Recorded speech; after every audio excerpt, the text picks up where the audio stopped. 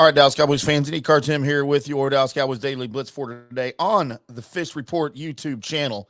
Appreciate everybody subscribing, joining the channel that's coming over from other places. Lots of great content on here. Of course, Fish does this stuff every day for you. We like to pop on every now and then and give you some extra and flex our muscle just a little bit, our Dallas Cowboys muscle. We hope you guys are following along with all of the free agent signings as NFL free agency starts today.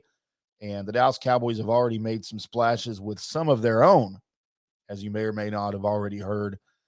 We knew that Tank Lawrence had redone his deal.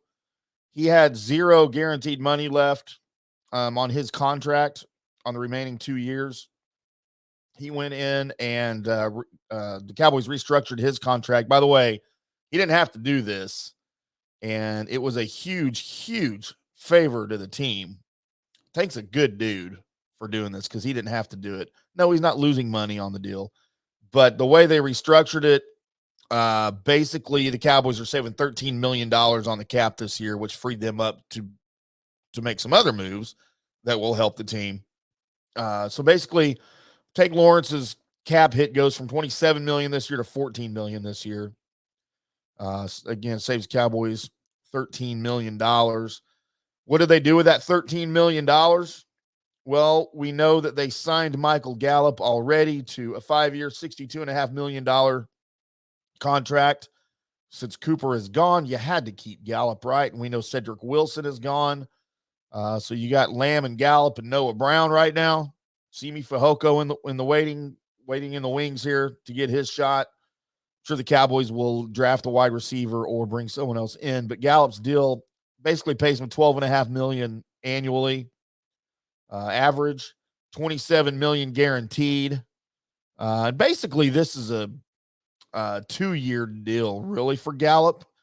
The 3 final years are voidable years. After 2 years, his guaranteed money is eaten up. So it's kind of the same way they had Tank's deal structured. Not that Gallup will be gone after 2 years, but there's an out for the Cowboys. It's a very team-friendly deal. It's a little bit of an exaggerated deal as what they did with Zeke a while back. His guaranteed money runs out a little bit later than 2 years, than 2 years, which is the way they really should have done that. They're kind of stuck with Zeke's contract right now, and it's really handcuffing the team. So again, Michael Gallup is signed, and then earlier this morning, the Cowboys signed Randy Gregory. 5 years, $70 million, $28 million guaranteed. I have not seen the structure of that quite yet. I'm sure it's going to be structured much in the same way. That's the way they're kind of doing things lately with these contracts. And it's very, very team friendly for them to do this. So Randy's making about $14 million a year. And again, I'm guessing with that $28 million guaranteed, that's over the first 2 years, and probably 3, 4, and 5 probably have outs, just like they did with Michael Gallup. Again, haven't seen that yet, but I'm guessing that's much the same way that they're doing now. So what does all of this mean for some other free agents that are out there? The Cowboys, let's see, before the Gregory deal, I looked it up, and the Cowboys had a little over $27 million on the cap. Available $26.7 million. We'll say Gregory takes up 14 of that. The Cowboys now have, what's that, 12 million, a little over 12, $13 million. Who can you go get for 12 or $13 million? Well, you're going to take your pick between Jaron Kearse and Bobby Wagner. Who would you rather have? That's kind of the question of the day right now that I've been contemplating.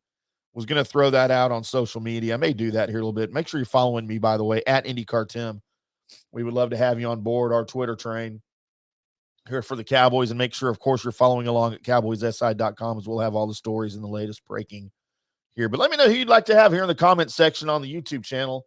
Right there, if you're watching the video, at IndyCarTim, find me over there, or find me on Facebook, or just comment here in the comment section. I'd like to know who you'd like to have over, or if you'd rather have Jaron Kearse or Bobby Wagner. Right now, I'm leaning a little more towards Wagner. Can't really tell you why. Just because he's new blood, but we know the Kearse was a big part of the team last season. And who whoever they sign, either one of those guys, and I hope it's one of those guys. I'd like to see one of these guys, if not Curse. Then you got to bring Wagner in. But somebody's deal can still get done. The Cowboys have room now, and they may not be done restructuring. They may have some other tricks up their sleeve. Stephen Jones, I keep calling him a wizard, a salary cap wizard, and a manipulator of the salary cap, and that's really what he is. So that's what he's doing. We know that Zach Martin and Dak Prescott had their deals redone that freed up some of this space. The Cowboys basically had like $1 million on the cap a couple of weeks ago before they started restructuring. So it's a big part of the game. It's a big part of the business that is football and the NFL and the salary cap these days. I'm IndyCar Tim. We appreciate everybody popping on here with us. We'll do it again here probably a little bit later today as we've got some other stuff I'm sure that will be breaking in the world of free agency as signings are happening today, whether they affect the Cowboys or a division rival or whatever. We'll get into that for you. And until then, we'll see you.